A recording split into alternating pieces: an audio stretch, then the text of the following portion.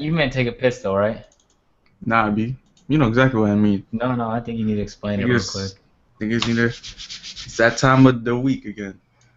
Huh? And we're live. We're live, man. We're live. Okay, wow. All right. Yo, what's going on, people? It's the AyoPodcast right now. We're live talking sports. And although it's offseason, some shit has definitely went down thanks to Draymond Green. And Draymond Green's been keeping the offseason alive, man. So the news people have some shit to talk about. But we got the regular squad in here.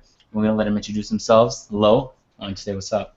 Yo, what's up to everybody? It's the one and only legend of winning, a.k.a. Lo. And I'm back with the podcast, my channel. Let's get into it. Waffle? Yo, YouTube was cracking like a jacket smacking.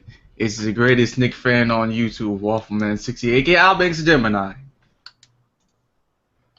Right, so I guess we'll get shit started, man. Let me open up this large ass list of topics.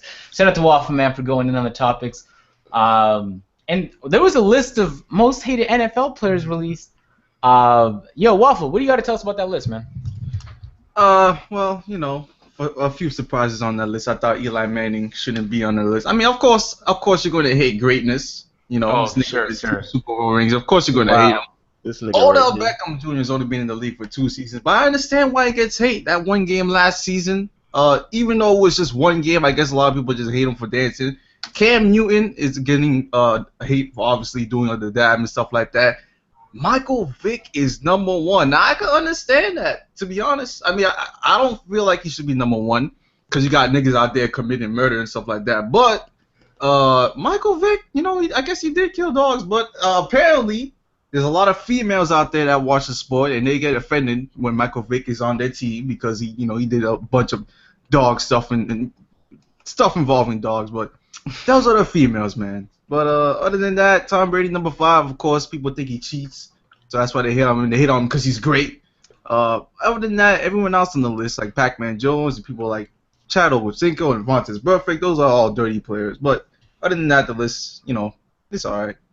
Before we keep going on, just in case everybody hasn't seen the list, some highlights.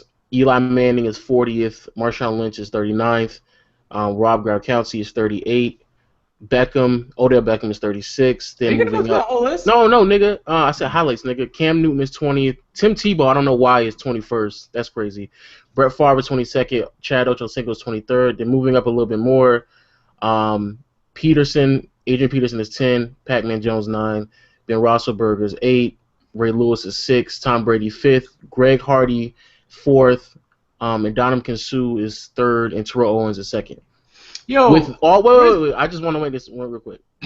Wait. Go ahead, say what you about to say because I think you're going to say what I was going to say. Nope, I was going to say there's no Peyton Manning though, right? Oh no, fuck. Exactly. After all that, right? I don't even see Ray Rice on this list. This man literally punched a female in a elevator. He's not on the list. Yet for whatever reason, Michael Vick was associated. There's no evidence. There's no hard evidence of him actually participating in the dog fights and shit like that. But even if there was, right? How is it that Michael Vick did something years ago, like 8 years ago at this point? How is he still on the top of this list? Yet you don't have somebody who punched a female in the face on camera in a public elevator. How is that person on this list? How is it that Greg Hardy is a wife beater? He's below this man, Michael Vick. Ray Lewis was affiliated with somebody that committed a murder. He's lower on this list. People need to get over their feelings. This man, Michael Vick, wasn't even part of the actual ring. He knew about it and was affiliated with it. So all of a sudden, he's the worst human being to ever play football. Like that's crazy to me. Didn't you know? Dog lives are more valuable than human lives, man. It's a dog. I never had a pet, so I may not thoroughly understand all the stuff that's going on. But this man, it's a dog. It's a dog. I had a bird for like a year. My parents sold it without telling me because they didn't take care of it. I didn't really care. So. But I'm telling you, it's the females out there that watch the sport that are hating on Michael Vick. How can you, if you're a female, how can you hate a man who was affiliated with murdering dogs, but you have people in here who are beating on women, who are actually beating on women? How are you a female and you're not more offended when a man beats on a woman but when a man is affiliated with dogs, potentially dogs. That's whatever, man. I don't even know who voted on that list. That's the real question. It's the dumbest. This is the reason why I can't watch ESPN. ESPN, I don't know, like where they got that list. This one wasn't ESPN. This one. Where was that at? Sports News Brief. They probably went to the dog shelters and asked all the people there. They're like, hey, who do you think is the most? Oh, it's definitely. I mean, at least Ray Lewis. You know, he got his what you call that shit? What do you call that shit when you wear pen? You saying Ray Lewis or Ray Rice right now? I mean, I said Ray Rice. At least he, did some community service. He's been helping out the students in the community. You know, this nigga went to jail. What are you saying? He did go to jail. He went to jail. He went to jail. But he paid the price, though. He paid his price. He's doing community service now. He's trying to help the community. He's trying to teach kids not to do what he did. You bugging. No, also, I just thought about this man. O.J. Simpson was committed for a murder that he obviously did, and he's not even on this list. This list is fucking stupid. I think it's just some of them just aren't relevant anymore. Like, who the fuck cares about Ray? He was like an 82 overall max. You know what I mean? Ray Rice just happened a few years ago. Like that was, but he wasn't public. That happened like but he's not a Ray Lewis type player. He's not a superstar. But everybody saw that shit, man. Come on, man. I mean, if they asked hardcore NFL fans, I think the answers would be drastically different. Like, anyone who watches the NFL would know all that shit Michael Vick has been through since he's been accused of whatever the fuck he did. And, like, Ray, come on, man. They obviously asked a bunch of casual people who were like, oh, yeah, Michael Vick, yeah, we heard about that in the news. That's kind of fucked up what he did to the dogs. Like, it's easily uninformed people. I wouldn't pay too much attention. I don't know about that. That list is pretty accurate. I mean, some people shouldn't be on there, but it's kind of accurate. Cam Newton's on the what is it accurate? Cam Newton's on there. Yeah, a lot of people never do. A lot of people it's a whole bunch of racist ass people who get upset because this man is dancing in the end zone. Yo, that's fun. I like seeing his dances. If that's what you're mad about, you need to reassess your life. Yeah, because you either racist or you a saucy ass fan. It's one of the two. Marshawn Lynch is 39th. Who hates Marshawn Lynch? Come on. Some people are mad because of his little media thing, and they're like, "Yeah, he gets paid. Media is a part of the contract." But I mean, if you tell the media one thing, they'll spin it and they'll tell a different story. That's the problem he had with the media. So, I mean, I understand that he's there, but Marshawn Lynch was my second favorite player before he retired. I need a new second favorite. Actually, and a first favorite. Peyton retired. Wow, this is depressing. Eli Manning. There you go. Nobody wants to be an Eli Manning fan. Yo, chill. Yeah, I'm good. I spent like a very long time in high school trying to convince the Giants fans in my school that they're stupid, so I'm good. It's stupid. He's sitting with 2 Super Bowl rings. All right. That's everybody's fucking argument. Like, he hasn't done anything good ever since. He hasn't? Last season, bro? Hey. Oh, yeah, because the Giants went so far in the playoffs, right? Just wait on it. Wait on the New York teams next year. Did you hear about that Cowboy player who got caught drinking some scissor? Yeah, I saw that. I guess that's the price you got to pay to be living in Dallas, huh? Yeah, that's a depressing team to be on. Anyway, we'll move things along. Josh Gordon, the drug addict, has been reinstated by the NFL. And it was him and a few other players that just continuously keep getting hit with drugs. Like, yo, if you want to be in the NFL, can't you do it just for like 10 years? Put it aside. But he's been reinstated. Apparently, they're giving him another chance. What do you guys think about this? I think it's kind of unfair because he is suspended, but he's allowed to be on the sideline. Why is he allowed to? What's the point of him being suspended if he's allowed to be on the sideline? So why can't Tom Brady be on the sideline then, but he could be on the sideline if it's the same suspension? What's the logic? What's the difference? I mean, one guy's smoking weed all his life. The other guy's at least doing diligence and winning. Face of the NFL, this nigga is not even allowed to be on the sideline. So it's not equal, bro. I mean, some of these guys are just on terrible teams. Like, if I lost every single game, you know how we play on Uncharted and we do phenomenal, but we still lose because their team is ass? Like, I mean, if I was being paid millions of dollars and had millions of people watching me, I'd probably try some scissor up too, because, like, it'd be depressing to just lose all the time even though you're playing well. I mean, I don't want to judge him, but at a certain point, you run out of chances. He got reinstated. He got lucky this time, but I don't know how long that's going to last. I just compared his life to Uncharted 4. Yeah, I did. All right, we'll move on. Le'Veon Bell was suspended for 4 games? Yep. Alden Smith smokes weed in a video? Man, what is going on in the NFL? God damn. Wow. This is an ongoing thing then, yo. What happened to Le'Veon Bell? Apparently he got well, first of all, actually no, he actually didn't attend his drug test, so he got suspended for a game for not attending the drug test. But Damn. if he didn't go to the drug test, then I'm assuming then he probably has something in his system, so he'll get suspended. Which Yeah. kind of sucks for the Steelers because he's probably the best running back in the game, and the Steelers already lost the other guy, who's a wide receiver, Martavis Bryant, for the whole season because he was smoking weed. So What's wrong with niggas? The NFL is ridiculous. Just put the weed down. Golly. I mean, I think look, the NFL's drug policy is a lot better than the NBA. So in the NBA, we're used to like players rarely get caught doing some shit. Like you'd have to fucking do it in public and then Snapchat it on, like put on your story for like somebody to see it, you know? So in the NFL, where steroids is a much bigger problem in the NBA, like they have to check more often. I guarantee you, there's still the same amount of people in the NBA doing it. They're not getting caught. And so you'd be like, all right, if you don't get caught, you know, I'll allow. But if you're getting caught and you know people in the NFL are also being caught, how are you still doing it? That's mind-blowing, man. I mean, I don't know. You might just love the weed. I just feel like, regardless of what it is, you shouldn't be smoking weed regardless. If anything, that should give you more reason not to smoke weed if you feel like the drug tests in the NFL are more strict than the drug tests in the NBA. Just don't smoke weed. Like it's just that simple. Legendary EA is in the chat. He says he was offended by Le'Veon Bell comment. He said Adrian Peterson. He's not. Well, I think either way. I like Adrian Peterson better. Steelers season is going to come short because of their fucking drug problems. They have the best offense, and they're going to lose all that offense because of the drug problems. Well, you said Ben Roethlisberger's on that hated list, right? Yeah. Okay, because he raped somebody, so he should have been on there. He raped somebody, yet he's not over Michael Vick. That's amazing to me. Raped somebody. Peyton Manning raped somebody too. Yeah, that was accused. Roethlisberger was a full-out trial. You need to relax. Okay, how about that? Oh, so you're telling me but after his Peyton entire Manning- fucking career, somebody comes out No, and says shut up, he Agent. waited Don't- 16 Agent, you have plus no idea. years. Agent, Fuck you that. have no idea what you're talking about because they went to trial before he went to school.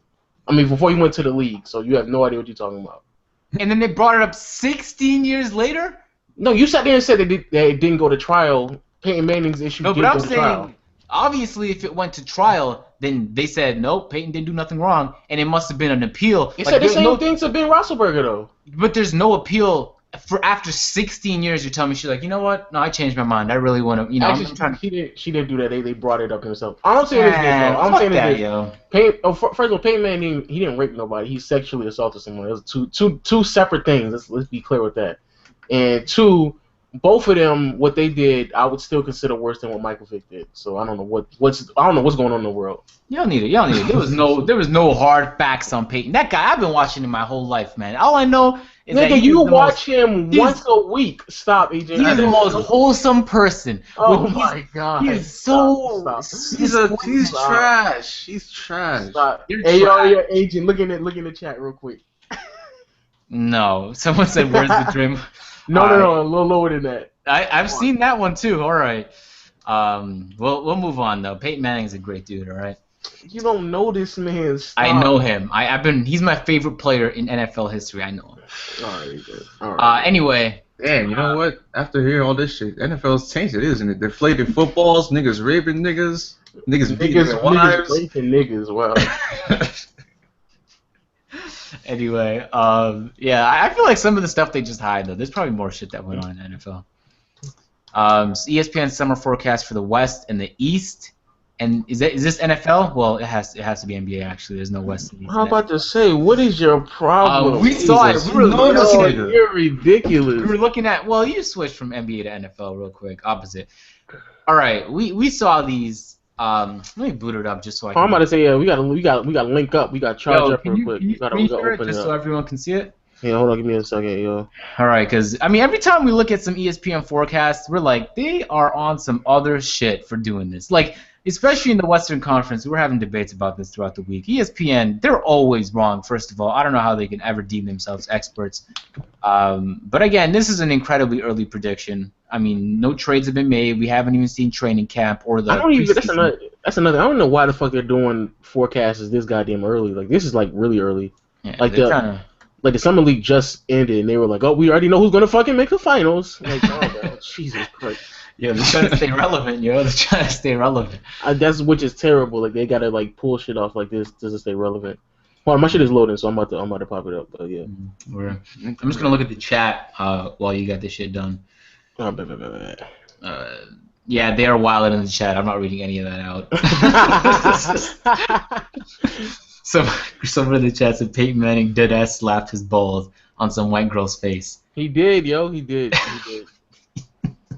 There is no fucking proof. I can say right now that Kevin Durant raped me, and if there's no proof, I guarantee you the media will still pick it up, and Kevin Durant will be in a real rape incident. Like, anybody can say anything. So this shit happens, and they get away with it. I understand that. But if you don't have some sort of proof, I can't just sit there and pretend like he really did it. Like, I need to see something, you know? You're correct. All right, y'all see my thing? Y'all can see it? Yeah. Yeah, we can see it. I bet. All right. So this right here is what they projected in the East first. If my computer sound like Boston too. if my computer sound like it's trying to run a 5K race and it's on its last leg, please mind it. Number 1 is Cleveland going 57-25. Boston is tied for second with Toronto. They're both projected to go 51-31. Detroit is jumping all the way up from the 8th seed to the 4th, going 45-37.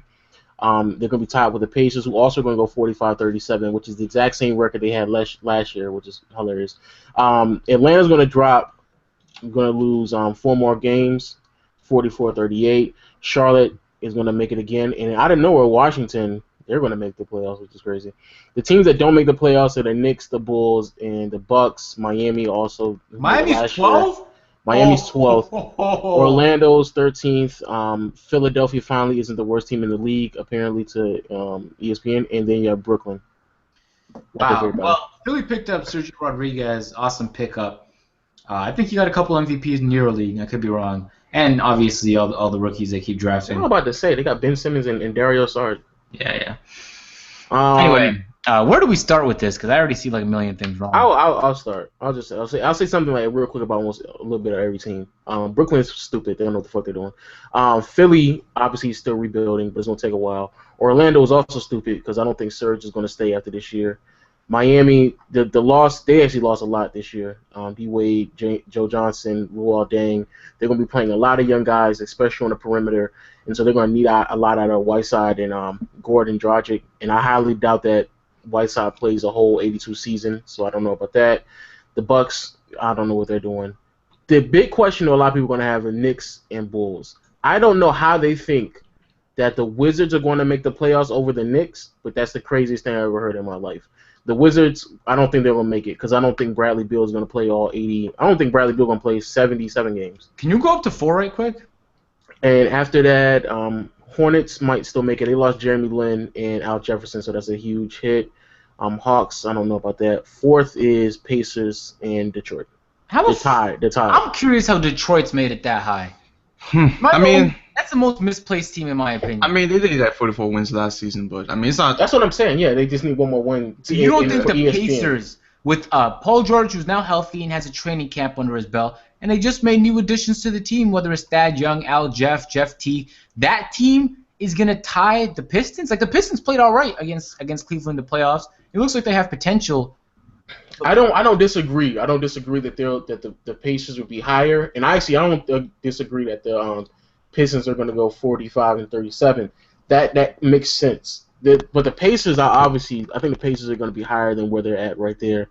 Boston. I mean, I'm a Laker fan, so I hate on Boston. I'll be very clear about this. Al Horford is not a good enough player to push them to the 2nd seed. He's just not. They're not going to be 2nd seed. And how Atlanta's all the way at 6, I don't know. But they underestimate Atlanta every single year, so that's nothing new. The Charlotte and the Raptors, man. Wait, underestimate or overestimate? No, they underestimate. Over, I don't know what it is. You are dumb as fuck, yo. But Charlotte and the Wizards, those are the 2 teams I question if they're going to make the playoffs because losing Jeremy Lin was a huge loss to them. They lost Courtney Lee, but they picked up Bellinelli. Bellinelli has been iffy ever since he left San Antonio. Al Jefferson wasn't really doing much for them, but I don't think they picked up anybody. They picked up Roy Hibbert at 5, and I don't know what the fuck he's going to do. But outside of Washington and Charlotte, those are the only two teams I question if they're going to make the playoffs. And I have the Knicks making the playoffs. What do you guys think about Washington? Because they're a team that's been the same for a while. They were able to keep Beal, although on a pretty hefty contract. The ability to stay healthy, shaky. John Wall, he's not really leading the team like they would have liked, but they don't really have talent. I mean, aside from their backcourt, they have some young people like Otto Porter. But is that team gonna squeeze in the playoffs? Nope. No. I don't think so. I think there's a good amount of teams that are better than that team. All they did was basically re-sign Bradley Beal, and they didn't really add anybody that's gonna bring any impact. And then, like Lowell said, is Beal going to even play the whole season? I mean, he's good, but when you look at that team, John Wall still averages a lot of turnovers, and they don't have any other players other than Bradley Beal and John Wall. Yeah, I look at that team and I start to question because again, Bill is questionable for a whole 82 season game. And on top of that, you have huge question marks about just like the rest of the team because at small forward, I don't really know who are they going to be consistently playing. They probably got the Morris twin at power forward and then Marcin Gortat at 5.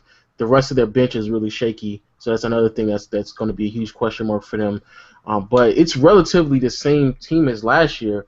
I think they picked up Ramon Sessions as a backup shooting guard, so that's a pretty solid pickup. I don't know. Maybe I'm mixed up with the Hornets, but they have relatively the same team that they had last year. So I don't understand why they believe they're going to all of a sudden make the playoffs. I don't get that. Then they didn't even make the playoffs last year. No, they didn't make the playoffs last year. So I'm completely confused about that. Right. I mean, I'm a Raptor fan, so I watch the team. I know they're gonna make a trade this season, but it's every single year on some disrespect when you always have the Raptors getting less wins than they really get. And so you have a team that just won 56 wins. And I know the whole rest of the league doesn't watch Raptors play in the regular season, and they're like, wow, they lost Biyombo, what a huge piece. But anybody who's watched the Raptors in the regular season knows he just glowed up in the playoffs. And who knows, maybe he'll be able to continue doing that. But the Biyombo that they got 56 win in the regular season was a huge offensive liability, and because of him, pick and rolls didn't really work. They can double DeRozan and Kyle Lowry on the pick and rolls. It clogged up the three-point line. The spacing was improper, but what he was skilled at was he's kind of like a mini Hassan Whiteside. He was a great blocker, and so that's kind of what he did. He just blocked people. He provided excitement. He hustled, and so for him to leave, and we're able to re-sign DeRozan, make 2 nice draft picks on the verge of a trade is a little disrespectful to go -5 wins. That's what I think. I don't think it's disrespectful at all. I think they're right at where they're supposed to be. I agree. I agree because if your explanation to why they're going to lose 5 games is simply because of Bismack Biyombo left, that makes no sense to me. I mean, you can make the argument the East got better, and they did. But the Raptors, I mean, first of all, let's be really, really clear. There's a lot of new players in the East. Just because, I mean, the Patriots look good on paper doesn't mean it's going to play out. So, I mean, it really just depends how things play out. But I can guarantee you that prediction is going to change. And I know for a fact the Raptors is going to make a change. Masai Ujiri is the best general manager in the league. This team's been constant for far too long. Anyway, I just had to point that out. Nothing. Okay, how about this? Because I think the Celtics it's a big question mark. They got Horford now, and they're in a million trade rumors at the same time. Is Boston a team that makes a trade for a big player this year and competes for a championship? They still can. If they're willing to move those picks, then yeah, those next year picks. They still got the Nets pick. Yeah, they have the Nets pick this year, and as it's starting to look, the Nets will probably be a bad team. The one thing that Boston can really put on the table, if Russell Westbrook commits to a contract for Boston, then I would trade those picks. I would trade those picks in Isaiah Thomas for Westbrook and maybe Oladipo or Westbrook and Sabonis. I would do that. But that's the only real trade that I could see happening because everybody else on that team, those are pieces that a lot of teams don't really want, and there's no way that they're going to get a solid player for whatever pieces they have unless they're willing to move off of those draft picks they got from Brooklyn. But I mean, 51 wins. I can see 51 wins because I mean that's what 3 more. They gained 3 more wins because they picked up Al Horford. They might win a tad bit more, but yeah, like Agent said, the explanation to why the Raptors lost 5 shouldn't put them at the second. Shouldn't put them at the 3rd spot behind Boston. That just doesn't make any sense. Mm-hmm. Anyway, I think, again, we want to put this back in context that it's very fucking early. By trade deadline, there's a very great chance that Boston would have already made a trade, that OKC would have already made a trade, the Raptors would have already made a trade. There's going to be teams in the league, and hopefully the Wizards, because they need to do something as well. There's going to be teams in the league that look vastly different, whether it's through picking up free agents. Ray Allen was considering going to either the Cavs or the Warriors.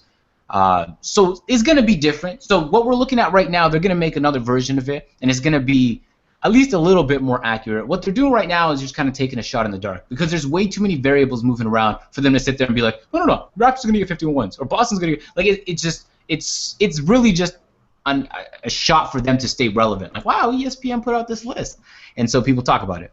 But anyway, I mean, if you guys have any other things to touch on, you can go ahead. I mean, I don't even think the Nets and the Sixers will get 20 wins next season, to be honest. I think that might be a little bit too much. That's a stretch.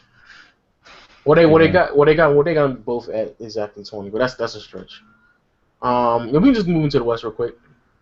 I'll run down forgot there was a West, yo. Yeah, I'll run down the West real quick. They got the Lakers at 15th, with 25 wins. After that is Phoenix.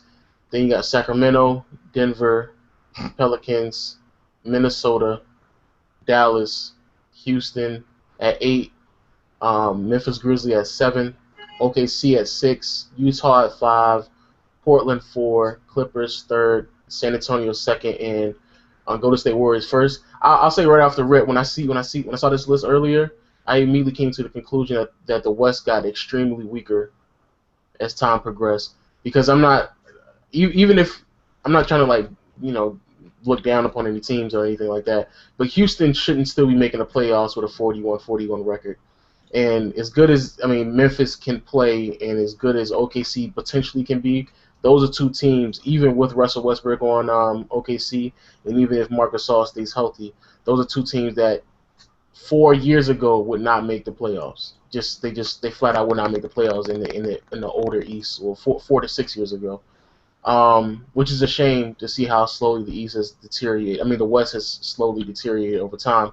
But my dark horse in the whole entire NBA is the Minnesota Timberwolves. I think they'll actually push it and make the playoffs this year. Yeah, I agree with that. There's a lot of things I feel like are right about the Western Conference, but I saw. Wait, could you scroll up a little bit? Where you want me to scroll to? Hold on, let me look at the real time. Scroll down a bit. Just scroll right through that list. It was a team that I laughed at. I chuckled. Oh, it was Denver. Scroll down to Denver. That bum-ass team. How was that team not 15? Well, we said the same thing last year when the season started. We were trying to figure out how is that team not the worst team in the NBA. And crazy enough, they started off really well last year. But yeah, they should be the worst team. I don't even understand how they believe that Denver is going to be better than Sacramento. That's crazy. They have DeMarcus. Well, shout out to Denver because they got my boy Jamal Murray. Shout out to the Canadians in the NBA. But LA is last? Is that what happened? They picked up Mozgov. I don't care what you think about his contract. He's a decent player. He'll play solid. He'll definitely play better than Hibbert. He'll grab rebounds. They just picked up Ingram and D'Angelo. And they got Luol Deng and Julius Randle and D'Angelo. Come on, bro. They had years to develop. They're taking a massive L putting LA at 15. They should at least be 13. Who really needs to be 15 is Denver, because we don't know what the fuck Emmanuel Mudiay is still going to do. Jokic is doing all right for that team. But there's problems with that team, man. I think the Suns should be last, to be honest. I think the Denver Nuggets actually have a couple good pieces. And they drafted Jamal Murray. Still got Emmanuel Mudiay, who can improve. And they played. I ain't gonna lie, Emmanuel Mudiay played so disappointing last year, though. Yeah, he played disappointing. But he's a turnover machine. He can't play worse than that. Is what I'm saying. Yeah, you're right. I don't know. Phoenix is I agree with you. Phoenix is kind of questionable. I think Devin Booker is going to play a whole lot better. Literally, their explanation to why they believe they're going to win 3 more games is they drafted Dragon Bender. And Dragon Bender, we don't know about him yet, Not to say he's not going to be good, but to assume that a rookie will immediately affect the team to the point where they're going to win considerably more games is kind of questionable. But also with the Suns, Eric Bledsoe was hurt last year as well, so also put that out there as well. To be he's coming back? Yeah, he's coming back. Yeah. Keep in mind, you said the Suns. You got a good point. The Suns were doing awesome before Bledsoe got injured. Then it fell apart, and they're like, "Fuck it, we'll just develop our young guys." And that's when Devin Booker got the minutes. Players like Alex Len, they started to really show up. And so that Suns team is decent. I think they'll. I don't know if they'll be at least like an 11 and a 10. I just think this last year wasn't anywhere close to what we've seen them perform as, at least the first couple weeks. I think this. I don't know. I didn't mean to cut you off again, but it's so disrespectful to just sit there and say Houston is going to go 41-41 again. Yep. When their starting center is probably going to have to be Clint Capella. Like I don't know. I don't even know I don't know what world you live in that you losing Dwight Howard and gaining Ryan Anderson and Eric Gordon is relatively the same thing. That's not the same. Man, they got James Harden. They're going to be at the same place they are every year. No, nigga. No. James Harden isn't that. He's great. Don't get me wrong, but they're going to feel the effect of not having Dwight Howard on that team. And I understand they got the one and only Mike D'Antoni, and he's not he's not going to coach defense. He's going to be pushing the pace and getting those easy buckets. But this isn't 2005. Everybody knows how to defend that. Everybody can keep up with D'Antoni's scheme, so it's not going to work. Yeah, I agree. I think I might be a little pushing it, but I think the Houston Rockets might be 13. Like, I know the NBA players really talk big about James Harden. They're like, wow, he's really not appreciated. But we just saw a team where they're likely, I don't know, you can argue Dwight's their best defensive player, maybe with Pat Bev, but Dwight left, and now there's just Pat Bev, and you just added a coach who doesn't give a final fuck about defense. So now you have a whole team who's offensive-oriented, and they can be inconsistent at times. They take a lot of shots. And so this team we're looking at, the Houston Rockets, just lost an integral part of the reason they're already bad. The reason they're bad is defense, and then they lost one of their huge pieces. So I don't know how you can sit there and be like, no, that team's 8th seed, especially after what was their record last year? Was it 500 or right above 500? You're saying they literally get the exact same record and they're gonna get the exact same seeding. That's what I'm saying. That's what I'm saying. That doesn't make no sense. I think maybe that was the biggest flaw with. And plus, how long are we gonna pretend like Minnesota's not gonna make the playoffs? We saw them beat big teams last year, and they added new pieces, and they're on the verge of a trade. I like this Minnesota team. They pretty much put together a picture-perfect rebuild. I'm excited to see that team make the playoffs. That's what I want to see. Yeah, I'd much rather see them make the playoffs than Houston. So jump on that Minnesota bandwagon real quick. I jumped on when Wiggins was drafted. You guys can jump on right now. Yeah, I'm jumping on with tips. All right, sounds good, man. Because I'll hop that bandwagon. It's about to be full by trade deadline, man. You better hop on now. No, I don't know. I have a feeling that team will make the playoffs for some reason. They might not. Hopefully they can stay healthy, though. Anyway, that Cat Wiggins combo about to be deadly. All right, so this is interesting because Lo wouldn't stop talking about it. Draymond fucked up big time. We've all been on Snapchat and accidentally posted some shit accidentally to the story, and we're like, oh, that was meant for somebody else. That was a goofy picture. But I don't know if a lot of you guys have ever sent a dick pic on your story. But Draymond did on an airplane full of other guys. So he said he took an L. He made some tweets about it. He apologized. But I want to get you guys' take on Draymond's little incident. Go ahead, go Waffle. I'll speak on it later on. Man. Well, first of all, I don't know what kind of man gonna whip out his dick on an airplane, chilling in front of a whole bunch of niggas and just take a dick pic. I don't know how old this nigga is. This nigga's probably 27 years old, maybe. I understand you out there trying to get some females and stuff like that. But is it ever that serious? Is it ever that serious? And can people just take their time when they're doing stuff? Like, how hard is it to make sure you're sending it to the right person? Make sure you're sending whatever you're going to do that's messed up. You take your time while you're doing it. Is it so hard to be careful and cautious? I mean, you know you got a bunch of people following you. That's why you got to make sure every time you tweet something out, you got to make sure you don't try to offend anybody in any way. You make sure it's legit and stuff like that. Because anything you say, the media is going to take that. Someone's going to take it. Someone's going to be, look, there are people that are just waiting for somebody to Snapchat something. Niggas sitting there all day, niggas on the keyboard all day waiting for you to post something. And once they post it, it's on the internet forever, man. All the new photos are out there. every single new photo in Elmont that all these females released in my high school, they're still on the internet. This shit stays out there, bro. So that dick pic is still out there. It doesn't matter if he deleted it. He might as well just left it on there. Well, that would have been worse. But I don't know what this nigga Draymond Green is doing, but hopefully the Warriors don't, because all these incidents that are happening in the offseason, that happen in the playoffs, that shit is gonna start looking bad in news reports and stuff like that to the point where the Warriors are gonna be like, man, we about to trade this nigga, bro. We need to get this nigga off the team. That was some funny shit brought up. This is R-rated right here. He was erect on a plane full of other guys. Like, there might have been like a few females on that plane, and he was while they were asleep. How do you fuck up that bad? Even I watch out, and I don't even have hundreds of thousands of people watching me on Snapchat. I have like maybe 600, and I'm like, I better not post some dumb shit. So you be careful. Maybe he had a long day, yo. But Draymond, it's not the end of the world. It's not like some of y'all haven't done the same shit before, but his image just keeps going to shit, yo. He keeps making the news for the wrong reasons. Yeah, like I don't get it. I don't get the whole. It's kind of iffy because I don't understand why he was even taking a dick pic in that moment anyway. And why are you sharing it on Snapchat? Like I don't get that. Like on Snapchat, you're gonna put this out on Snapchat. It makes no sense to me. So that's crazy. He needs to make sure he gets he needs to make sure he get his act together because like Waffle said, I don't think they'll trade him. But he's in a situation now where they don't necessarily need him for his talents, but more so for his emotional and the way he pushes the team emotionally and physically because the type of a vocal leader that he is on that team.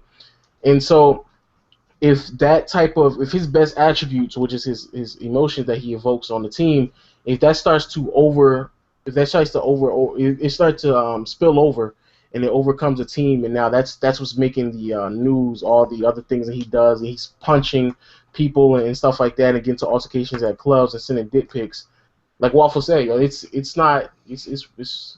questionable. But I will say this though. Wow, please. This man, no, I'm about to say. Low key. No, I'm about to say. What you gonna say, nigga? I know you're gonna say, nigga. I hope you don't say it, yeah. This is so pause. No homo. homo, pause. That nigga Draymond does not have a big dick, He yo. doesn't. He doesn't. I was so expecting that man dick to be a tad bit bigger than that. I was disappointed, yo. Look, that's what I'm about to say the same thing too. I was like, low key, I got a bigger dick than Draymond. No homo. Exactly. I said the exact same thing the other day, yo. I was thinking to myself, like, yo, this man, I got Draymond. Like, I know for a fact my dick is bigger than Draymond. You guys know. Because look, listen. I'm like, low-key, this nigga is 27 years old. He's 6'7", 6'8". I'm like, wait.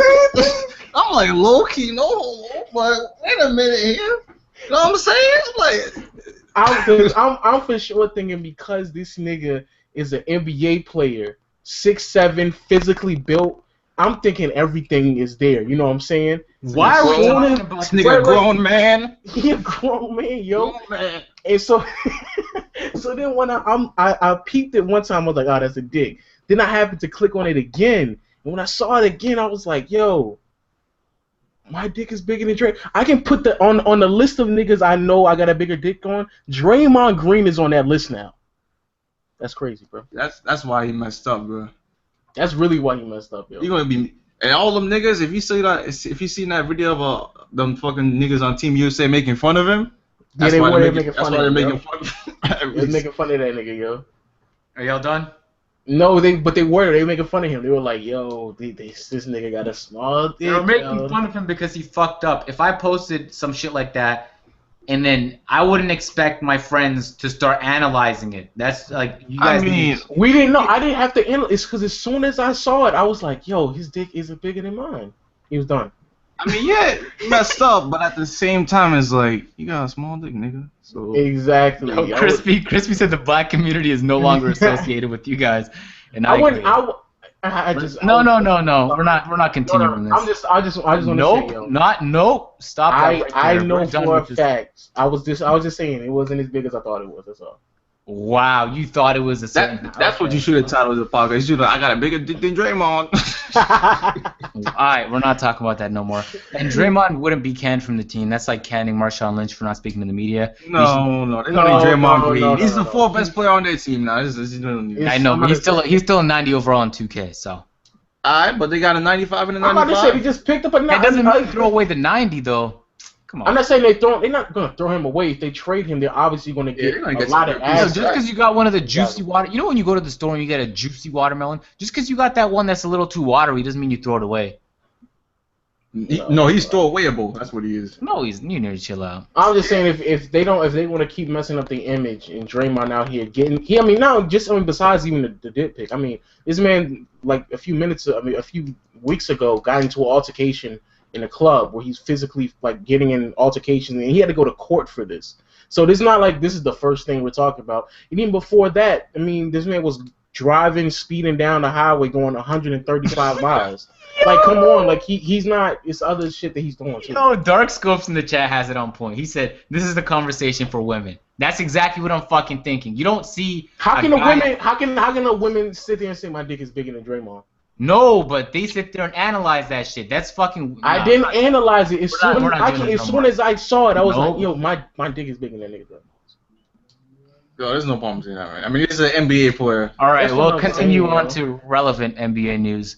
So NBA moved the All-Star game from Charlotte. I tweeted about it. They knew they were going to move from Charlotte the second they gave it to Charlotte. When they first gave it, after New York and Toronto, they gave it to fucking Charlotte? Come on, those are number one biggest city in North America, then number 3, and then Charlotte. Okay, there's a huge drop-off, right? And so I'm like, who knows? Maybe Michael Jordan owns the team. That team's been doing a little bit better. They got Kemba Walker, et cetera, et cetera. They made it to the playoffs this year. They put up a fight. And then they removed it because of the LGBT rule. And somebody responded to me on Twitter and was like, Agent, it's because they wanted the NBA wanted to influence them to change the rules. No, they didn't. The NBA wanted to change the rules. PayPal was about to be stationed. One of their headquarters was about to be in Charlotte. I mean, it was in the state. And they just decided, nope, we don't like the rules. You don't think PayPal was a big enough warning? You think the NBA All-Star Game is like more relevant in terms of their economy? All I'm saying is the NBA knew they were going to do this. And have they decided where they're going to move it yet? Probably not, right? I thought it said New Orleans. Yeah. Oh, I like New Orleans again. New Orleans looks like a fun place. Yeah, so they knew they were going to do this, yeah. I was say they could throw that shit in Atlanta or something like that. Why they had to go to New Orleans? How many times have they been to New Orleans, That's bro? what I'm saying. They just went to New Orleans like a few years ago. They could have went somewhere else. I hate when the NBA does that. They keep going to the same places. Like, god damn, I understand like some places are more attractive than others, but damn. Or they could have went to Miami. When the last time they been to Miami? They could have went somewhere else. Oh, they went to Orlando. Well, the city has to make a bid, so it might just be Miami's not making a bid for the All-Star game. Well, Miami's irrelevant now, so they can stay the fuck out. Just because the team is bad doesn't mean they don't. Yeah, come on. South Beach, man. I don't. I mean, the Pelicans. I mean, what's going on in New Orleans? Come on, let's be honest. Ain't the Pelicans not making no playoffs? So what does it matter? And Anthony Davis is there. Okay, Whiteside is there. What are you saying? Whiteside is not Anthony Davis. What the hell? I'm just saying, yo. Who's in Wait. Who's in Charlotte? Kemba Walker? First of all. Oh, Martin Williams. Whoa. First of all, let's give props to the Rising Charlotte Nation. The Rising Charlotte Nation fam, the Rising Charlotte team coming back. They make it out the first. Well, they're not rising no more. They lost Al Jeff. They're not rising no more. Did they get that guy back? They got Batum back, right? Yeah, they did. Yeah, they got Batum. Yeah, so at least they kept him. I don't know. I just feel like there's other places it could have been, but as long as it's out of. But to talk about the topic, Charlotte. You know, it's that's very interesting. What's going on with the whole everybody having the rights and shit like that, and the fact that the NBA made I would consider it a bold statement by just completely taking such a huge such a huge event and they were going to bring it to that city, and now they're taking it away. Their economy will for sure be affected by that. No, it won't. Yes, it will. I study this stuff. It will not be that big. It will not. How would it not be effective? You're crazy. There's a spectrum. It's not binary. It's not like yes or no. I'm saying what you guys are thinking, divide that by some. It is not going to make that big of an impact in their city. You're crazy. You're crazy.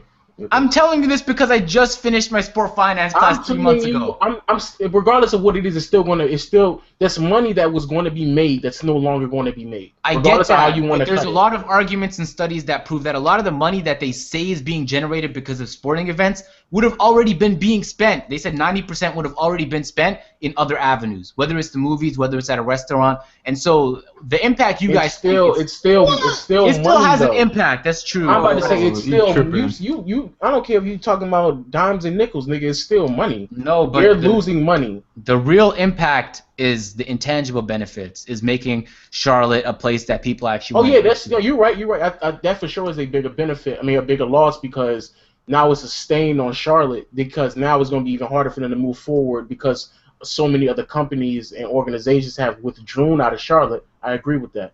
But come on, you bugging right now. There's no way that's an impact to that economy because regardless if they were saving money or not, they were going to make money on that weekend. Yeah, it's a good opportunity to change perception, especially in an area that is like right now, people are like, nah, we don't really want to go there. But, I mean, it's not fair for the people in Charlotte is what I'm thinking. First of all, shout out to Bob in the chat. He's like, do the All-Star game in Syria or Moscow. The guys in Charlotte didn't have nothing to do with the rules. They're just there to enjoy basketball. And now they're not going to get it because the NBA wants to make a stand. There's opportunities where, like, there's places where you can make a stand. But at the risk of who? Like, who loses in this situation? Charlotte doesn't give a fuck. Like, they barely care that the NBA, they haven't made one statement. So the people that lose are the Charlotte fans who are like, man, I would have really liked to see that shit in my house. You don't think part of the Charlotte fans also back the idea that homosexuals can't have the same right as straight people? No, I'm not saying they believe in those ideals, but there's different opportunities where, like, the NBA removed a game for an external situation that they're not even involved in. I get it, but really what I think the NBA is trying to do is make a PR move, and I think that's where the Charlotte fans lose. They lose in both ways. Nah, them niggas in Charlotte that are political figures are losing OD. Anyway, I didn't think it was fair for the fans. The fans didn't have nothing to do with the rules. But some of the fans voted for the people. I'm not saying all of them, but I'm pretty sure there's some people who also are Hornet fans who also voted for the government officials to make sure that those rights were not given to those people. That's what I'm saying. But, I mean, there's a lot of people that don't like either of the candidates in going for the race for president right now that, so it's like the guys in Charlotte. I don't know what you're saying right now because I mean, when you vote for a public official, I don't know why we're going down this deep, but if you vote for a public official, you have the complete control on who you vote for in the public official. Yeah, but I'm saying there's people who haven't voted for him that are missing out, or her. I don't know. Oh yeah, you're right. There are some people, but tough luck. Shout out to those people. You're taking the L on this one. So James Harden has been criticized for his defense for a while. There's people making arguments. I think in college he got like a defensive player of the year in his conference or something like that. So some people are saying, no, he's just, focusing on other areas. People are always quick to make excuses for other people. I'm about to say, that's a terrible excuse. James Harden says he'll play defense. On a team where we know right now that he better or they're going to be in a lot of trouble. Does this change anything about the Houston Rockets and their situation? No. I agree 100%. It doesn't. It's not a fucking thing. That team as a whole ain't gonna play no defense, and James Harden is not gonna play defense. I'm sorry to tell people that. He might get a tad bit better and be more intense on it, but just because you decide and you tell yourself, "Oh, I'm gonna start playing defense right now," that doesn't automatically make you an elite defender. Yeah, he's not gonna be an elite defender. But I don't know if I understand where he's coming from because he says that the reason he doesn't play defense because of all the offensive pressure, all the work he has to do. Man, that's the thing though. That's the whole point of being an all-star player, being a superstar, being the franchise player, is that you're going to take the workload to another level on both offense and defense. That's the whole point of it. But he's not an all-great superstar though. But the nigga just signed a fucking $10 billion contract. He did get all great money. That's what I'm about to say. He got all great money, so he need to start playing like that. Of course he's gonna get that type of money, because who else is gonna get that type of money on that team? They could have not paid him and throw somebody else some money like that. No, they couldn't. All I'm saying is that's the whole point of being that level, that great of a player. That's the point of it. He's still a great player. I'm not saying it's not. But I'm just saying that's the point of it, that you have to take the load offensively and defensively. You got to take that workload. So that's the point. Michael Jordan was well known for his defense. He still was offensive threat. Same with Kobe. Same with LeBron. So he can't just sit. I mean, there are athletes. You're talking about gods, though. Those are gods. Relax. We're talking. I mean, there are athletes like Stephen Curry that can get away with not playing defense. But Stephen Curry has Draymond on his team. I mean, at the time he had Bogut. Like he has defenders around. He has Kevin Durant. He has those guys. Harden has zero. He has to play defense. So I mean, if he doesn't. This should have been a statement he really said like 3 years ago when he started to become a Shaq and a full star. But I mean, if he's gonna step up his defense, I like to see him. I mean, it's weird because we just point out the flaws that he had, but there's probably like a very great majority where he's playing good defense.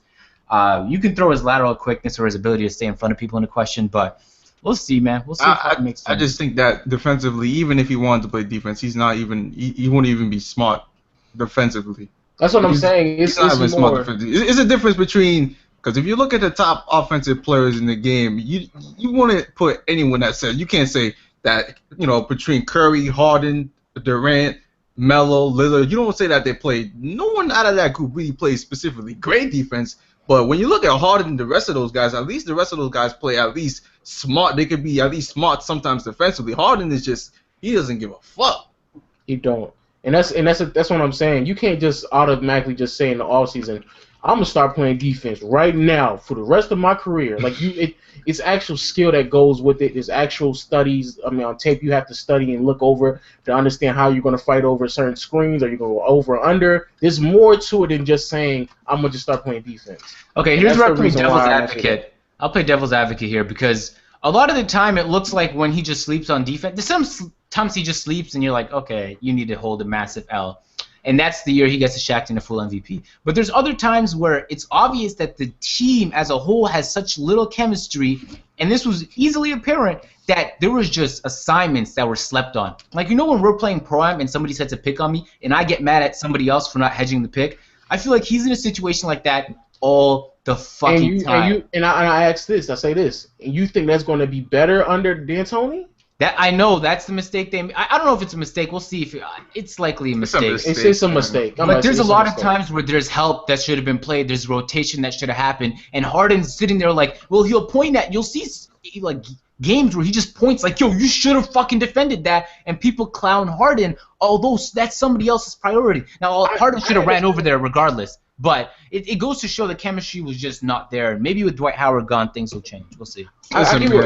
Go ahead, go. Stars on the Mike D'Antoni don't play any defense. When Amar'e Stoudemire was playing on the Knicks, he was averaging 25 points per game, but was it defense? No. When Carmelo Anthony came to the Knicks, he was averaging 25 points per game. Was it defense? No. What happened when they made the change to Mike Woodson? They won 18-6 games and they made the playoffs. The same thing's going to happen with the Rockets. This nigga James Harden just played 82 games last season, almost averaging 40 minutes per game. You think he's going to have enough energy to even play defense in a system that doesn't even require any defense? And keep in mind, D'Antoni's fast-paced, so it's not like he's going to be slow. He's going to be running. But not only that, like you just sat there and said, D'Antoni's a coach that doesn't even preach defense. So, again, he can tell himself that, I'm going to play defense, but then slowly, surely, he's going to start realizing everybody else is missing defensive assignments, and if the coach isn't holding anybody accountable to playing defense, so why the hell would I play defense? I just feel like that's what's going to happen. And, again, regardless of what y'all want to say about James Harden and how good of a player he is, because he is a very good player, playing defense, a lot of the stuff that he does or doesn't do on defense, a lot of it is just like Agent said. This man just doesn't pay attention or he does not care about defense. That's a lot of that shit. So somebody else in the chat, the Brownie, brought up a good point. He's like, he's gonna be called out for it now. Like, if at this point he doesn't play defense, like, you thought there was pressure and Shaq in the full moments before, you thought you were trending for some dumb shit before, it might have just gotten worse. So you put pressure on yourself. So, I mean, I'm sure in the offseason he's going to be working on all sorts of defensive stuff. Because, I mean, let's be honest, that's where 50% of the game is played. And when you're one of the best offensive players in the NBA, you can take a second to focus on the other half of the game. We'll see, though. I tell you this, he's going to be the best fantasy player out there, though. Oh, yeah, his number's going to be out the fucking... No, Westbrook's about to be one. Yeah, Westbrook. But his numbers are going to be crazy, so he's going to have mad points, he's going to have mad assists. You're about to lose field goal percentage every week, though. I don't know about that. They're going to double on Harden every time. Anyway. But they're gonna get easy. He gonna get easy buckets on the fast break. I don't know. It's gonna be up in there. So I mean, well, I don't even want to touch on Westbrook. We did a lot of that a couple weeks ago. We'll let Westbrook live for now. Although I'll bring up the fact that he publicly said he doesn't want to trade, which is what I think everyone would have expected him to say. So I don't know if there's any surprises there. He says that now, but when they get in the middle of the season and they under 500. Yeah, he didn't oppose a trade. He just didn't want one. He just said he didn't oppose it. He didn't say don't ever fucking trade me. He's open to it though. I mean, if they're under 500, then he's the reason they're under 500. Oh, by the way, I don't know if you put this on the list, but Dion Wade just got like this bum ass contract. Did y'all see that? What was it, like a 2-year, $8 million or something like that? Oh, it's on the list. Oh, it's on. Okay, we got to talk about that afterward. That shit had me in tears. Oladipo wants max from the Thunder. Oladipo will get the Dion Waiters treatment, hopefully. He's not max. Let's be clear about that. That him getting max is like Beal getting max, but worse, because he's not Beal. Well, he potentially can be though. I mean, they almost average, similar numbers. If Oladipo was given more time, but Beal shouldn't have gotten max anyway. So. And Oladipo did play a lot more games than fucking Beal. Yeah, and keep in mind Oladipo was on a garbage. Well, Beal was on a garbage team too. At least Oladipo stays healthy, right? Yeah. All right. So Ty Lue got that 5-year. I think it was a $25 million extension, if I'm not mistaken. And this is the guy, keep in mind, who came in mid-season and who had LeBron on his team, who got a 5-year extension. So they must have a lot of trust in him. Or here's what I think happened: LeBron told him to do that. So it looks like LeBron signed Ty Lue for a 5-year, $25 million deal. What do you guys think? Yeah, you bugging you. I thought it was deserved. I think Ty Lue really he really understood what's going on that team, and he has a feel for the team and the pulse. And so I think that it's a good move. I don't think that it's bad at all. I think they're moving in the right direction. And you look at what he did in the finals. He actually made a lot of great moves when it came to what they need to do on the offensive defensive end. He made a lot of good calls, especially when it came to slowing down the pace of the game, making sure Curry is active on the defensive end. All of those little things that ended up nitpicking and getting at the Golden State Warriors, he made the right calls in the NBA Finals when they needed it the most, and for sure I think it's well deserved. Wow, somebody said $35 million on that Ty Lue. So I guess correction. I agree, because Ty Lue just won the finals. Give that man his money, son. Exactly. That man deserves his money. It's not like you're going to get anybody else. LeBron's going to come back. Kyrie's going to still be there for a couple of years. Might as well just throw him 5 years, bro. So I'm going to put this in context, though, because when Flacco won the Super Bowl, he got that big money, like big money we've never seen. And then he just turned out to be a bum. So maybe it was just a situation. And you can argue it's different in the NBA, and it's different because he's a coach. But there was instances where everyone thought, yeah, this might not work out during the regular season. They were able to pick it up, but LeBron might not be there for his entire career. And so when LeBron leaves, is Ty Lue still worth that amount of money?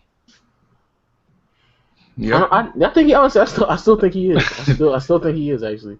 Hey, you're worth. There's a saying that's coming around that says you're worth as much as you're paid. That's the new saying. That's a good saying.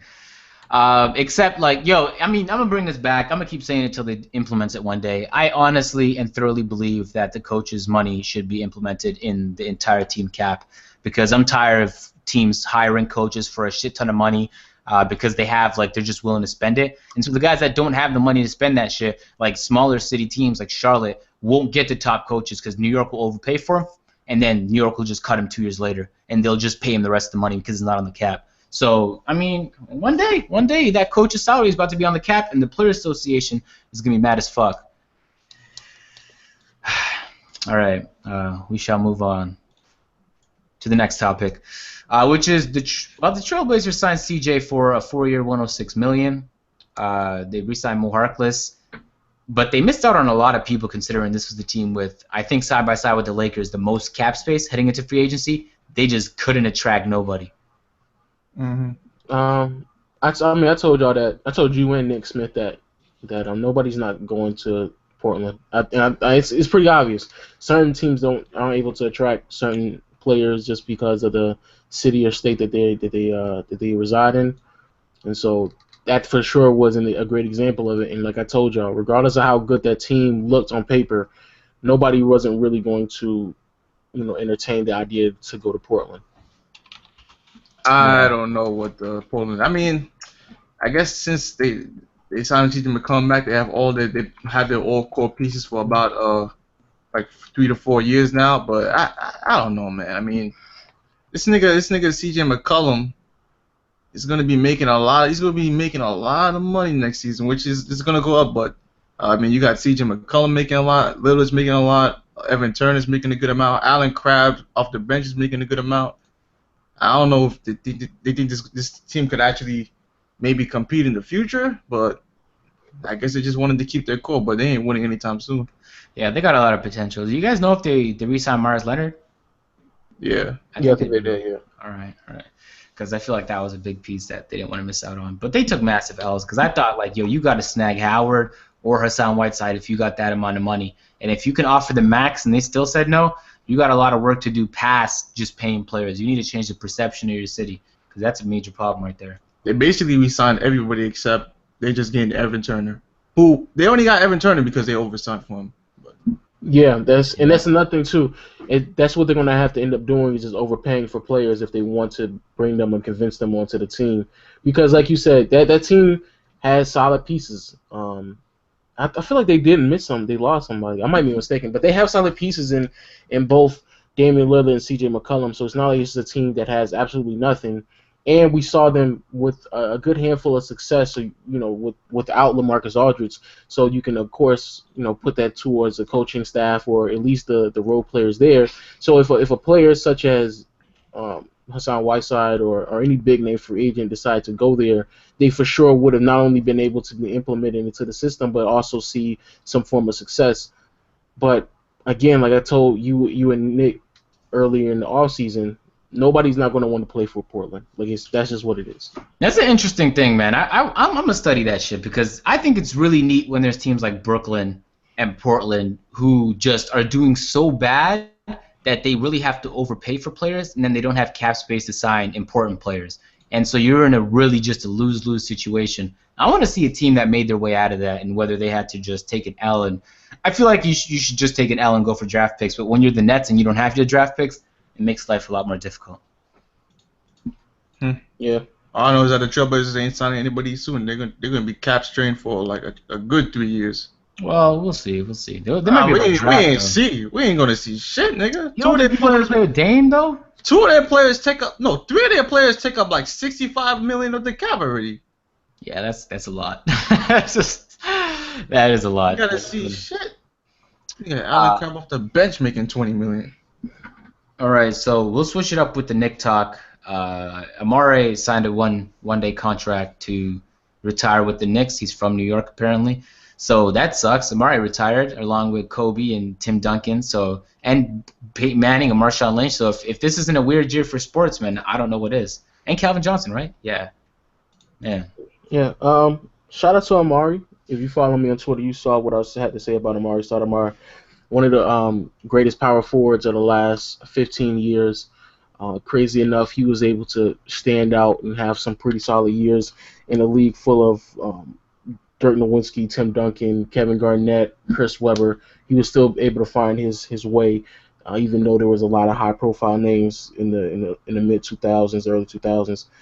So shout out to him, man. Great career. I love watching him play basketball, and I thank him for the years he put into the game. It's sad, but it is what it is.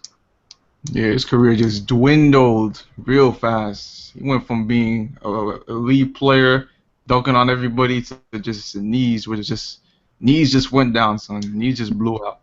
Sucks. He only had one good season with the Knicks, or maybe 1.5 good seasons with the Knicks, but ever since then, ever since the last 6 years, he's just been nowhere. And maybe, yeah. I Go ahead. was gonna say maybe he should join the MMA. Remember that one time he punched that fire extinguisher? Oh, he playing overseas. Nah, he's going to his home country. He's going to Israel. Oh wow, he might play with Iverson.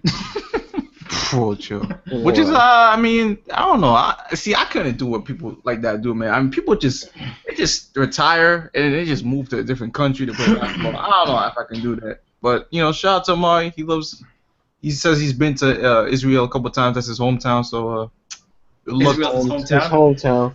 I watched a video on that. Like, it's pretty fascinating. Like, we only hear about the NBA, but all the other leagues really have shit going around. Like, if you follow people that have played, like, in the NCAA, they'll tell you, like, yeah, I played in China for a couple years, and I moved to Turkey, and then I moved to Euro. I played in EuroLeague, and that shit is fascinating. But when I heard about the Turkish, you said Turkey or Israel? Israel. Man, they were throwing like shit on people, on the players. Like, it is fucking physical in China, and like, if you haven't seen that kind of basketball, like, they're not as good as the NBA players, obviously, but you might want to check it out one time because it's pretty fascinating the way they play. The crowds get really, really into it, like it's a college game. It's neat. So, I mean, it has its appeal. The timing is going to be weird. Like, you're going to have to be up on some ridiculous time to watch if you're in anywhere in North America. But also, Amar'e actually he wanted to retire with the Suns, but the Suns didn't want to do that deal with him. So he just retired with the Knicks. That cleared up a lot because I was wondering why he didn't just sign with the Suns. Yeah, they wouldn't let him.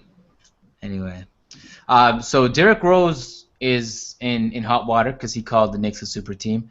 I think the Knicks are the All-NBA has-beens, but what do you guys think? Oh, wow. Jesus Christ. I don't think the Knicks are a super team, but like I said in my videos, if you check them out, greatest Knicks fan on YouTube.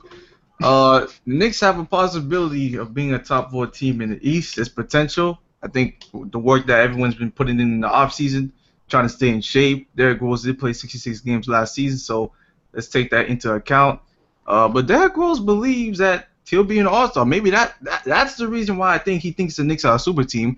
I think he thinks Joakim Noah is going to be a Joakim Noah from 2 seasons ago, and not from last season where he was injured.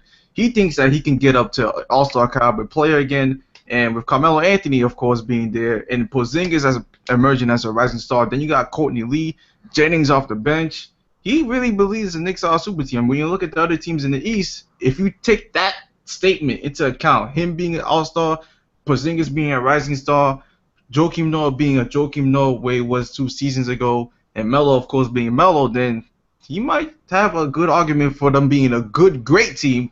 But a super team is a team with 2 or more all-star great players, or 1 superstar for all-star. That's what a super team is. Yeah. So, I mean, he put pressure on himself now. So if they don't play like a super team, then like, you don't hire expectations unless you know you can meet him. But I mean, he just might be being confident. You know, there's nothing wrong with that. There's a lot of people going down hard on the Knicks, though. I mean, I think they're going to do better than a lot of people are predicting. Yeah, the whole Stephen A. thing. I don't get Stephen A. He goes hard on the Knicks. I understand. You know, that's where he's from, and so he has high expectations. But I don't understand. Yo, people in the chat are hilarious. I don't understand. You know, the whole super team thing from Derrick Rose. I kind of sort of everybody understand. I see where he's coming from, but you have to prove, you can play at least on a consistent all-star level. I see that. I can probably see that from Joakim Noah, especially with he doesn't really have that much pressure on himself to score that much, but the energy, the effort, rebounding, playing defense, being a really good passer, high IQ ball player, I can see that from him. But Derrick Rose and what he does and what he's able to do, I don't necessarily know if it's going to fit that well with his team. And so until he can prove that to me and everybody else can play on a high level, then until that day, then it's going to have to be a no on the super team. Waffle? Wait, You already said something. What happened? Maybe you wanted to hit that again. You're the Knicks fan. Listen, I already said before, Melo's going to average 24 points per game. Porzingis is going to average about 17 to 18. Rose is going to average about 15 to 17. And we're going to have ourselves a party. It's a party in New York. So we're talking about Melo right now. Melo, he's been playing pretty good in Team USA. I mean, he's shown he still has it. It's just they need to put a team around him that can help him, kind of show that. So they need to put decent people around him. They can't just put bums around him expecting the ball. Unlike Kobe in 06 and 2007. But anyway, I want to know what you guys expect from Carmelo Anthony this season, considering the changes on that team. Like Waffle said, 24 points sounds roughly about right. His field goal percentage needs to be up again. But the biggest thing, I don't know what they're going to run in New York now since Hornacek is out there, so it's kind of iffy. I don't know if they're going to run a triangle offense or not. But with any team, and you add that much personnel around one player, it's going to take some time to really get everybody on the same page. But I think that team can really do a lot of damage. Melo scoring in the way he scores, and he needs to be an efficient scorer that can help them in that process as well. But I'm expecting 24, 26 points out of Melo. I'm expecting 7, 8 rebounds out of Melo. I'm expecting a little bit better defense also out of Melo as well, and hopefully everything kind of sits well for the rest of the team. But for sure with Melo, I'm expecting a tad bit more than anybody else. All right, Waff. Yes, man. This is the #1 option on the team, and he's going to be playing a lot more better team defense because he's already taken. I mean, he already played okay defense last season, but he's not an awful defender. But put him around a couple good defenders on the team. Put him around with a defensive big man like Tyson Chandler or Joakim Noah, and he's going to play. He's going to play his role, man. And that's what I'm seeing in the Olympics. That's what I'm seeing. I saw for last season, and his assists. We had 4 assists last season. Now he doesn't have to do too much of that because we got Derrick Rose on the team who, Derrick Rose doesn't even average that many assists compared to other point guards in the league, but at least we're going to get some sort of a little bit more ball movement, and, Melo doesn't have to stop the ball that much anymore, man. I mean, he was stopping the ball before because it's like, all right, well, who else is going to score the ball? You got Calderon over there, a flood of bricking shots. Niggas are passing the ball around, not shooting the ball, so of course you're going to take the ball and stop it sometimes, but, some plays he's just going to do what he does in ISO. But when you got an emerging star in Porzingis, like I said before, you got a shooter in Courtney Lee, Derrick Rose who could drive to the rim. He can do more about moving around the arc and stuff like that. And you see him in the Olympics, he could become a spot-up shooter, man. He doesn't have to do that much. He just spots up and shoot the threes, and he'll be good. Yeah, I agree. I'm going hard. A lot of people are going hard on this team because they think like it doesn't have the chemistry to fit, whatever the case may be. But when I look at this team, I see a lot of players that even if they're past their prime, some of them, that still play well together. Can just put, looking at paper only, just put the Knicks against some of the guys that they have that ESPN ranked nearby them. Like, it's obvious which team has more talent. And so I think it's very presumptuous to just assume, and to just blatantly assume that this team's just not going to fit at all, to the point where they don't even make the playoffs in some predictions. I think that's going a little too far. Damn, what is a killing with the Hawaiian being in the chat? Yeah, they're going all in with that. So we shall move on to the next topic. Let me open that bitch up. All right, so here it is, Dion Waiters. Somebody corrected me in the chat, said it was a $2 to $6 million deal, not $8 million deal. But he went to the Heat. This was a player that was expecting big money coming into this offseason, realized nobody wanted him. But now he's on a team. He's with the Heat. What was Go that? ahead, I don't man. know, but I know. You know what? It was a good contract, to be honest. I mean, Dion Waiters, I wasn't really much of a fan of him. But if the Heat can get him for 2 years, $6 million, I mean, damn, good shit, Heat. Pat Riley, do your mojo, even though you lost, whatchamacallit, you lost Dwayne Wade. But, I mean, Dion Waiters, maybe he can make a comeback season from this.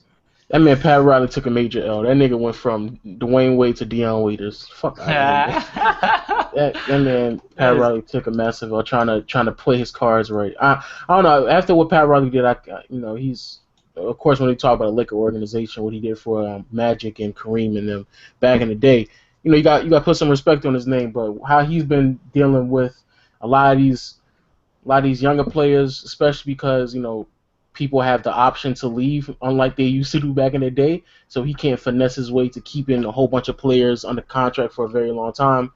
When they had the option to leave Pat Riley, it seems like people are leaving Pat Riley to prove a point. And so hopefully this doesn't hurt their image and hurt the type of team that they are. Because even though Pat Riley does, and he is a great personality when it comes to like making sure the team is put together and well pieced, a lot of these young guys ain't trying to hear that stuff, So I agree. We might have to make a whole podcast dedicated to how he's overrated, but Okay. not what people want to hear. He's done great things in the past, but it's no longer the past. You're only as good as your last at bat, and at his last at bat, he lost LeBron James and Dwayne Wade trying to finesse. So Just all like I know, just like the Thunder overrated, right? Yeah. The I mean, Thunder Thunder fucked Thunder are up, too. overrated. The Yeah. Thunder are overrated. That's by far the most overrated ran organization in the league. wow. All right, I think I disagree with that. They're not the overrated. I ain't say they're the worst. They're not the overrated though. No, but you said the most. I disagree with the most. Wait, what? No, they're The the most overrated. overrated? Yeah, they are. I think that's the Lakers. I think they just. Whoa! Don't you dare! The most- fucking. Don't Man, you dare! Dr. No, Bus isn't no. good anymore. The Lakers. They Don't Dr. you Bus- dare! man. they got a future, bro. I'm saying though they Don't didn't. you dare! Don't you dare! Those better watch your mouth. pieces were all just put into place because I mean Kobe's contract just happened to run out. All that it's like when What? who was that guy? Who's Philly's GM before Brian Colangelo?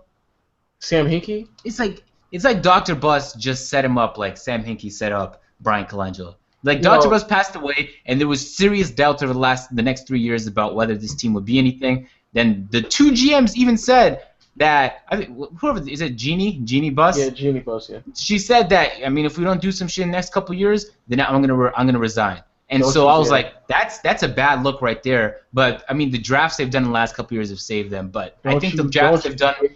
I'm not saying they're bad. I'm just saying No, people are pretending don't you they're top. ever again. They're not 'Cause top. You're talking. Oh, I don't think they're top anymore. But you're making it seem like because they had bad seasons for like 3 or 4 years. All of a sudden they're just overrated. They had 3 or 4 years where they were bad. If anything, the Boston Celtics, my bias has, and the fucking OKC. Come on, Boston. Those are the two most overrated How franchises. the fuck of is all time. Boston overrated? The reason why they overrated is because even though they got all them championship rings, they got that shit back when Bill Russell was on the team and nobody couldn't leave because everybody's on a contract.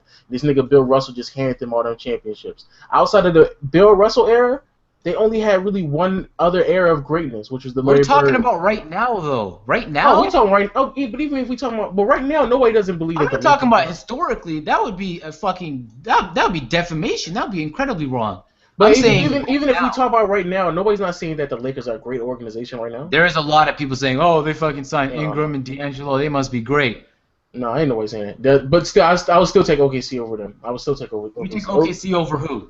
OKC over the Lakers is a worse, most overrated. Most I don't know overrated. about that, man. I don't Yeah. know. Because OKC had 3 of the top. They fucked up with 7? Harden, but what could they possibly have done with Durant? Golden State just but they took the L though. They took the L. They took a They took massive a L. fucking L. And Harden. they're about to take another L after losing Westbrook because they're gonna have to trade that man. So they about to take 3 L's. Then they trade away Serge Ibaka for But a how was 2 that? guard. The team Come went on. to the finals one year. They just didn't win. That's not the management's fault. And it never went to the finals, but never ever went back. again. And that Yeah. when you say recent, how far back are you going? Because that was like over 5 years ago or 5 years ago.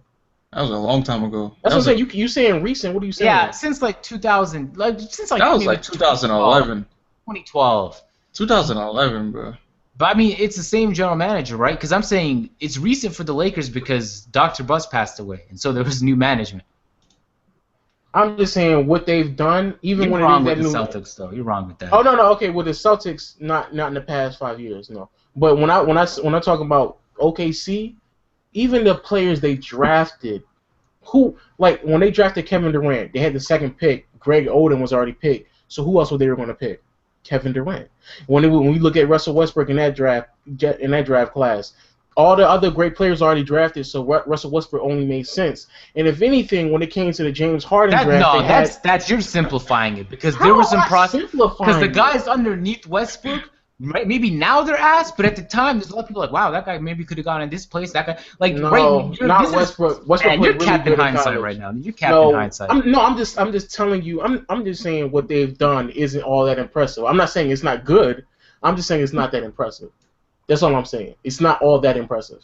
No, I agree. It's not that impressive. I just don't think they're the most overrated. They traded Jeff Green for Kendrick Perkins. You forgot that, didn't you? You I mean, forgot Jeff that. Green's ass They did. now, though. They traded Jeff Green for Kendrick Perkins, and they played Kendrick Perkins way too many minutes. if you really think about it, what they've done since they've been to the finals, that's the reason why that nigga Kevin Durant. I mean, they've had a bad team for a while before the big three, and then it was just a Paul Pierce, and they had a losing season after season. That was bad management. But right now, the amount of talent they have, the amount of young guys, and the amount of current developed talent on top of the picks, this is one of the best. What are you talking about? I'm talking about the Celtics. Oh, I'm talking about if you were talking about Celtics all time, then that's my argument. But if you're talking about just like in the last 5 years, no, I agree with you. The Celtics have been great. Because I would have had to cook you if you thought the Celtics. The Celtics have been great in the past 5 years. They've been great. Thank you. That's all I wanted to hear. They're maybe top 3. Yeah, they're definitely top 3. Portland is doing pretty good without LaMarcus right now. I don't know how the fuck they're doing it. Man, Portland just fucked up this last offseason, though. They got Damian Lillard and CJ McCollum. I mean, that's how they did it. But even the pieces they put around Damon and CJ. You know what? I'll give you this. Boston had a big 3, and they were able to separate that big 3 and get a fucking shit ton of assets. Man, fuck Brooklyn. No, fuck Brooklyn. That was all Brooklyn. That's Brooklyn. All right, but when OKC had that same big 3, they're about to lose it all and get nobody back. And so, I mean, you put it in context like that, and you think, wow, maybe the Celtics really do know what they're doing. I don't know, man. They got Kendrick Perkins for Jeff Green, man. Of course, they wouldn't make a picture perfect trade every single time, but they got Kevin Martin for James Harden, man. Come on, they got something for these big. But Perkins was MVP, the Shaqtin' Fool MVP. What did they get for Reggie Jackson? Nothing. They let him walk. Oh shit! But he would have lost his contract like the next year, so they pretty much got it. But that's another great example of a player that they had on their team and they didn't do nothing with him. Come on. It's more than just those 3. It's more than just those 3. They have great scouting. We can give them that. They have because they keep getting these young guys that play phenomenal in the NBA. And they just like, yeah. Yes, because some of them they just had to take that pick though. So that's what I'm saying. They had to take. What if you go? I'm telling you, if you go back and you look at those drafts, it made sense for them to pick Kevin Durant. Like it made sense. It made sense for them to pick. In hindsight, yeah. No, it's not hindsight, nigga. All of those guys you've already crossed out in your mind were options back then. There's no crossing out. They had the second pick. James, it was either Greg Oden or Kevin Durant. Greg Oden got picked, so they picked Kevin Durant. What are you saying? Greg Oden, the GOAT. Greg Oden's one of the greatest of all time. All right. Waff, you want to say something? Nah, I'm good. I was just looking at a few Thunder rosters. So you're not going to talk on it? No, I'm just looking around, making sure if I missed any players that are great players that they let go. Oh, they also got Jeremy Lamb for fucking James Harden too. Yeah, that was the worst trade I may have ever seen in my life. Oh my god, that was a bad trade. We knew it was a bad trade when it happened, but it became worse every second it continued to happen. Wow. Didn't they draft Eric Bledsoe? Or am I bugging? I thought they did. I thought they did too. But he never played with him. I think they drafted him. They drafted him and then they traded him. They did draft him. Trade him to the Clippers? That's why I want. Let me see, because that's another play. I'm telling you, Adrian, if you really look at what they've done, they've had a lot. Like you said, the scouting does seem pretty good, but they just fucking. They don't give a fuck about talent. He's like, oh, you can have a player, you can have a starting guard, you can have a starting forward. Like they just throwing away forward. Yeah, it's crazy. If they won a championship, would it be different? Oh, it would be different, but they didn't though, so it doesn't matter. But there were situations in which they could have, and the players fucked that up. Is that the players' fault? You mean players they had last season in 2014? What we'll do here's the thing. They drafted Bledsoe, traded Bledsoe to the Clippers for a draft pick. Later on, that draft pick turned out to be Fab Melo. Stop. Fab Melo the GOAT. Oh, I remember 2K13 bronze card. Stop, yo. Stop. Oh man. So they completely messed up. So they've had a lot of mess ups, yo. They've had a lot of mess ups. Then they got DJ. Wait, who's backing up Westbrook right now? Nobody, right? Cameron Payne. Last season too. It was DJ Augustine last year. Yeah, well you're right. Cameron Payne got like 8 minutes, but they both did it. Damn, these niggas is tripping.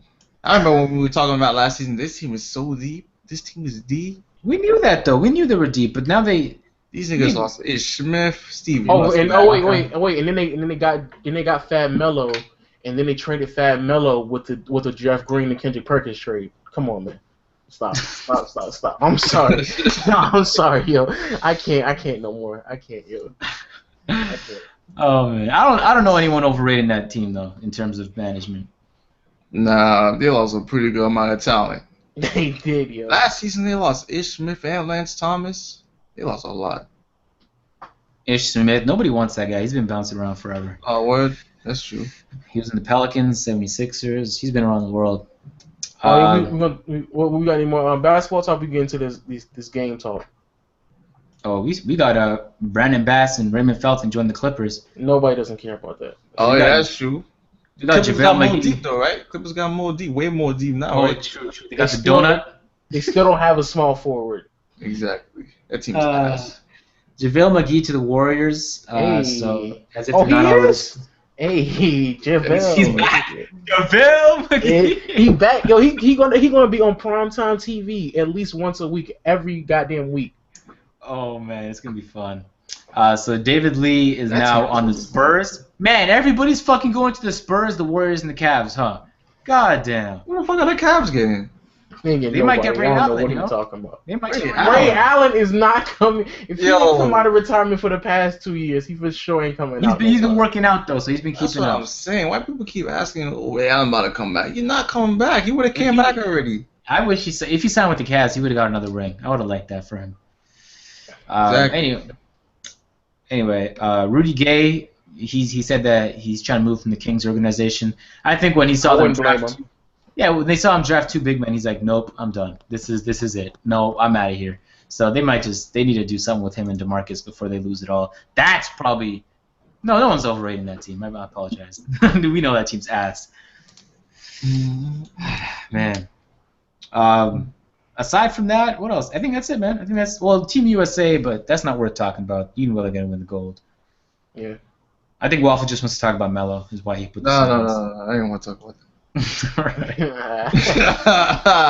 That nigga DeRozan's flashing out. Yeah, DeRozan out there balling, yo, AJ. Yo, I ain't gonna lie, DeRozan is that nigga balling.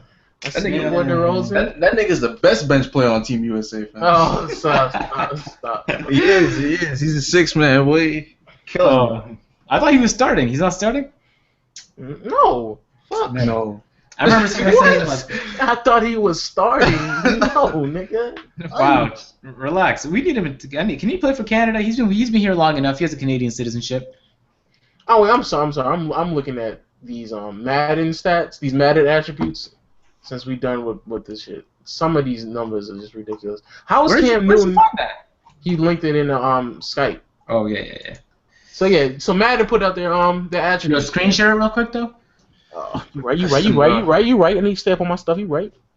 I'm gonna cut these niggas' ass. I haven't seen him yet. This is my first time. They got this man Cam Newton. You know, the dab daddy himself. Dab daddy. Is he the highest? No, He's not even the highest. He's not the highest quarterback. Oh, Tom Brady then. Nope. Yeah, it is. What? Well, he's not higher. He's not the highest. Oh yeah. Tom Brady isn't the highest. Hey, Von Miller is 99. I like to see that. Guess who's the highest quarterback? Oh, you probably seen it. Yeah, I think I do. Oh yeah, you have it on. All right.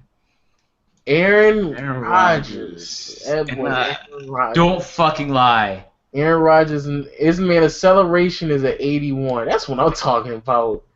His agility is at 81. That's crazy. Listen, man, I don't know how Aaron Rodgers is even number 1 on this list. It doesn't. That's crazy. Maybe because he has the combination of accuracy with his athleticism. But listen, any way you cut it, this man Aaron Rodgers is not even finished above yards than Brady and Newton. And Dab Daddy. Exactly. His receivers got injured last year though. So did Tom Brady's receivers. Yeah, Tom Brady has more depth though. Are you fucking kidding me? This nigga, he has more depth because he make them look better. What are you talking about? I made that argument with Peyton one time. And you got mad. Aaron Rodgers lost one wide receiver. We got Odell Beckham at 93. That's insane. That is crazy. He's a little bit. He's higher than AJ Green. They're both 93s, but he's higher on the list. He's better than Odell Beckham is higher than AJ Green. He's better than AJ Green. DeAndre Hopkins is the same as AJ Green. What? Let me go to wide receivers. I am offended. Yeah, they messed I am up. offended. AJ Green shouldn't be in the top 5. You are wilding right now. He shouldn't be no top 5. Not in the ratings. Are you serious? Are you serious? Oh You my nigga, God. Antonio Brown, Julio Jones, Beckham, DeAndre Hopkins, and then where's my nigga Brandon Marshall at? You need to cut it, man. Nah, You- no. I You don't need need to to cut cut it. Marshall had more yards and touchdowns than AJ Green last season. Shout out to Julio and my Julio getting that play.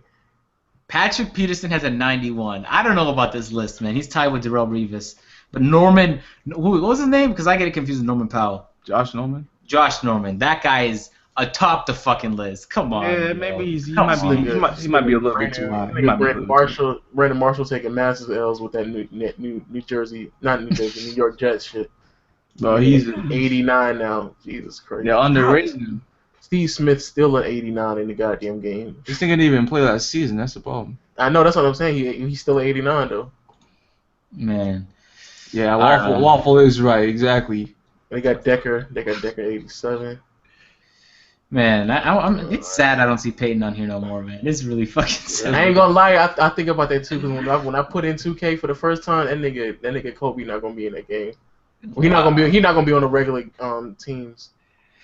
That's kind of depressing, yeah. I be really thinking they gonna say the lineups for the Lakers games, and that nigga Kobe not gonna be nowhere near. It's like, Man. The only last problem I have with these ratings is how the hell is Lamar Miller the 5th best running back in the game?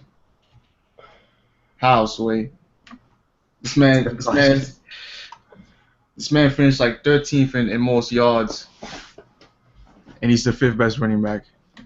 Well, yeah, I'm sorry, I caught AIDS. Eric Decker's rated higher than fucking Demaryius Thomas. I just said that. Oh my God, that is ridiculous. That is so disrespectful. Peyton Manning was so ass last season he couldn't get the ball to Demaryius. So you right. DeMarcus Ware's only an 86. Oh, you said DeMarcus Ware? No, I said Thomas before. Demaryius Thomas was lower than Eric Decker. Even when they're on the same team, Demaryius put Eric Decker in check. Come on, yo, come on. I mean, that you weren't on the same team last season though.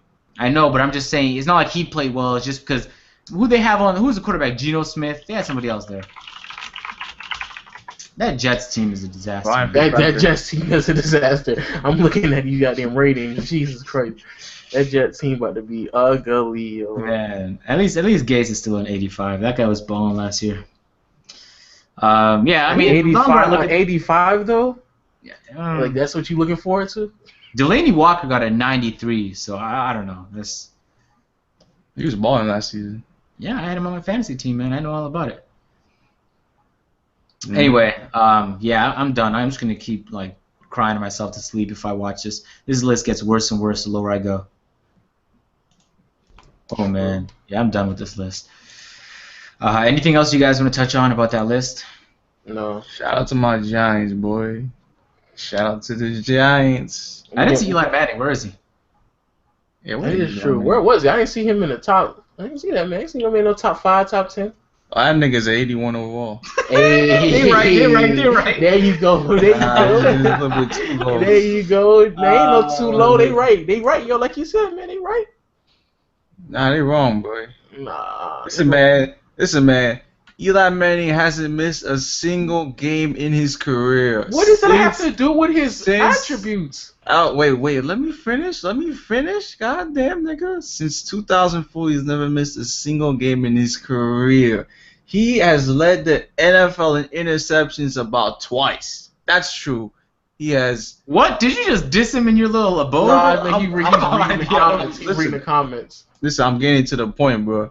This man, Eli Manning, is a completion god, bro. He's completed 60% of his passes a lot of seasons. He got mad yards, over 4,000 yards multiple times. So last year he had mad touchdowns, 35 touchdowns. He throws a lot of interceptions, but a lot of freaking quarterbacks throw mad interceptions, bro. This nigga Eli Manning is a GOAT, bro. He just needs a better offensive line. He'll be good. Wow. I completely forgot the Texans had Lamar Miller. Jadavon. Oh, wow. What's his name? Osweiler's a 77. That's crazy. He's trash. Yeah, he is trash. I don't know how he's that high. Anyway, yeah, I'm done with these ratings. We'll move on. Eli Manning's trash. So you guys hopefully play. Well, I don't know. This is your channel. I don't know if they play 2K. But they released those screenshots of the USA team and the Dream Team. also the My Team card designs, and we all know about the My League and the My GM news. So what stood out to you guys? The My GM thing stood out. I think we touched upon this. But my GM came out, and Charles Barkley will be back in the game. That's what's up. Fine. Also, Jessica got the game early. Oh yeah. You're right. and her gaming TV. Hey, good. And the news, Creator Legends back. But yeah, my man Chuck back, Sir Charles, the big round mound of rebound. He's back in the game, so that's what's up. He's one of my favorite players of all time, so for sure. Hey, with that Dream Team USA, bro, Dream Team, man. we can get that private match team up. Y'all subs want to catch this L. Get the PayPal's ready. Nah, I'm kidding. Wow.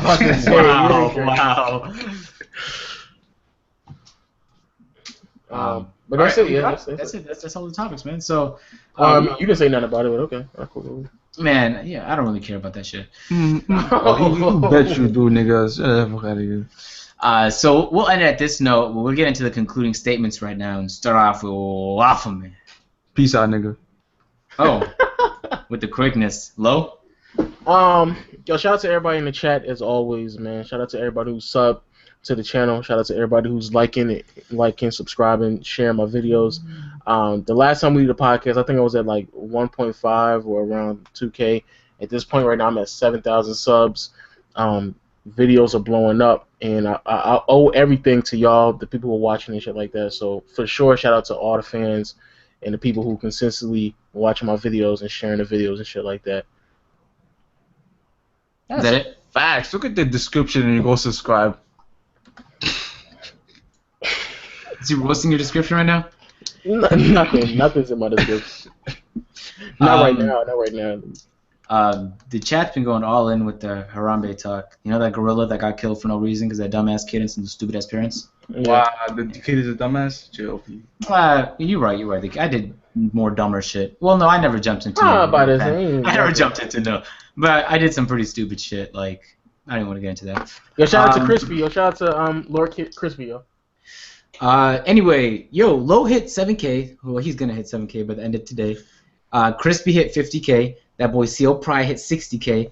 And, Pride? Yeah, he hit 60K, man. He was Snapchat. Why don't we just go around the whole 2K community and look what everyone's doing? Why don't we just... Ain't nobody care about those guys. So, well, at least I don't. So, I mean, I just want to say, like, we're making moves, yo. We're all making moves. Was it Nick's birthday for real?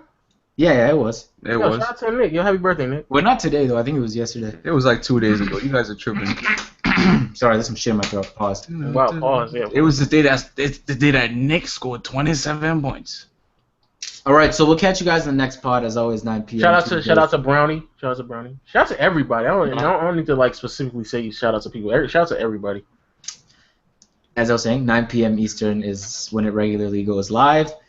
And I am incredibly tired, so we're all gonna head out now. So we'll catch you later. I can't even fucking speak. I'm going to sleep. Time for me to jerk off. Whoa! Wow, you can't do your own sound effects, dude. Wow. Low key though, that's what I'm monitoring. Did you get that in there? Was that live? Oh, we were still out right now. Oh, that's right now. Wow. All right, so Waffle, hold that L. Yo, shout out to everybody, and we'll see y'all next week, man.